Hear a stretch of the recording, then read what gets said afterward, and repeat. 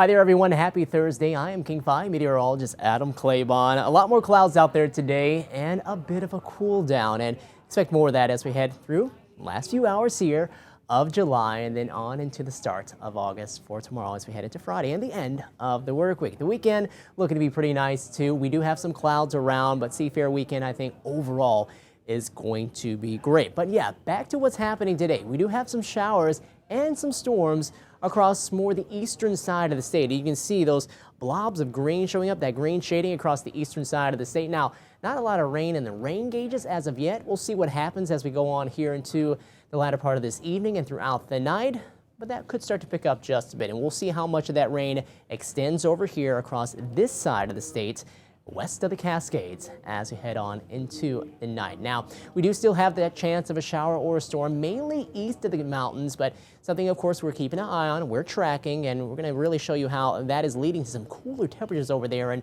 overall, too, we're going to see a push of some onshore flow coming back to help to cool us down here on this side of the mountains as we continue through the weekend. There's a slight chance of showers as we head on into next week. We'll get into those chances here coming up in just a bit. But let's go ahead and talk about what we are looking for as far as the forecast over the next 7-day stretch. Cooling trend overall. Temperatures tomorrow back up near that 80-degree mark. Same for us heading into Saturday, and then back in more the low to mid 70s heading on into next week. Today, though, a lot more cloudy. We've seen those clouds move in here recently and up this way around Hansel. You can see pretty much overcast skies there. A little more of this onshore flow helping to produce more of that marine layer here out of La Push. So it's been gloomy all day. At our SchoolNet side, cloudy skies here at Granite Falls, but also a little sunshine peeking through. It's been pretty thin in nature here recently. And then as you look at Everett, up there around Painfield, we got the clouds firmly in place. So as we head on into the night, we're going to see that the clouds kind of hang around. Temperatures won't be able to drop as much because of that. More low 60s or upper 50s for those overnight lows. But check out the change from at this point yesterday as far as temperatures. We're down substantially east of the Cascades, from about Stevens Pass, Snoqualmie Pass, and over towards Leavenworth and Wenatchee, anywhere from about 14 to 23 degrees cooler. Now, it was just really hot over into those parts, and we're seeing the change off towards the west as well. It's just not as much of a difference. But we're still seeing a lot of 70s instead of the 80s. We got a couple of 80s out there around Shelton and in Chehalis, 79 in Puyallup, and then you see only those 70s and 60s as you head farther off towards the east. Yakima, we dodged some of those showers. We didn't really see a whole lot of rain, and now that the sun is back out, we're actually sitting in the low 90s right now, so pretty hot over into those parts. Here's radar, and you can see where the action is happening right now. Let's go ahead and zoom into what's going on up this way around more of the central and northern part of the state, and you can see that cluster which is dying off and fading quickly here in the last few minutes. A lot of lightning associated with it up near the Canadian border, but with this particular wave that you're seeing here around such as Wenatchee and getting closer to Stevens Pass right now, there's really not a lot of lightning connected with that, which is good news because we don't really want the lightning to spark any sort of fires because we still have some dry conditions over there.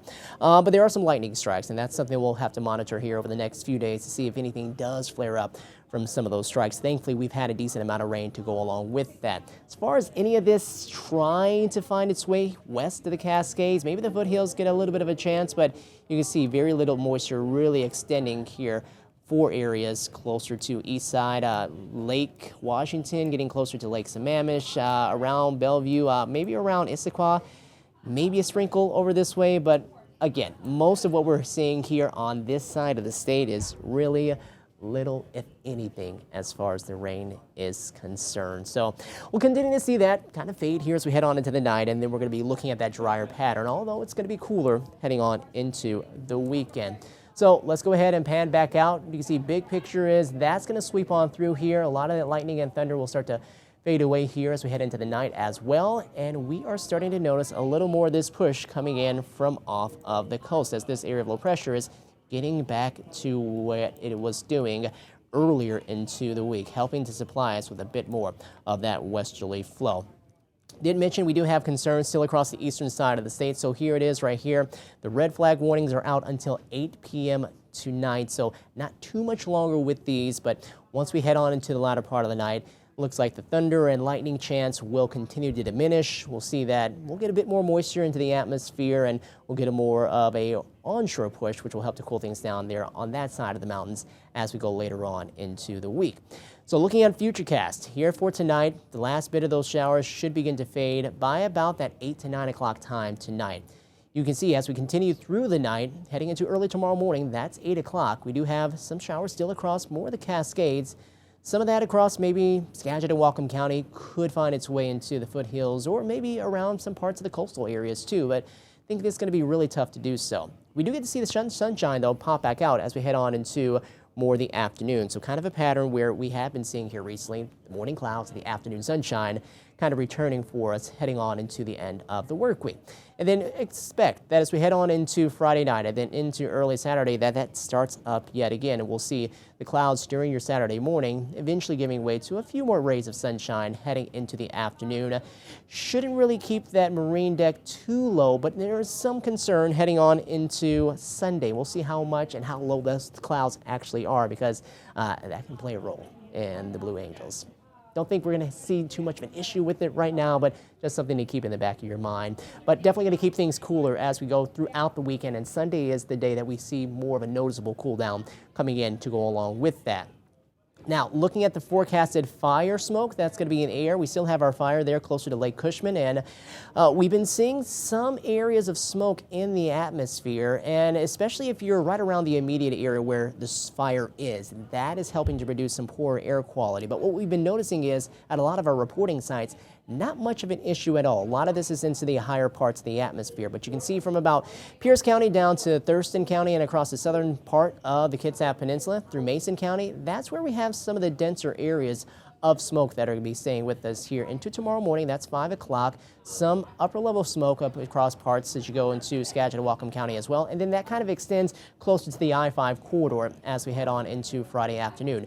Notice though, as we're heading into more of the latter part of the day on Friday, that wildfire haze is getting away from the coastal areas. That westerly wind, again, beginning to pick up for us and helping us out towards those parts. But we should see that that's going to hang around with us here as we head on into the weekend. Not a ton of rain or any rain really to speak on for us to really help to quench any of those fires. But what we're going to do is we're going to start to bring in a bit more of that fresh air to kind of limit some of the smoke that we have in our atmosphere, especially once we head on into next week. Now, back to this. This is the air quality forecast for tomorrow, and it shows a lot of green popping up on the map.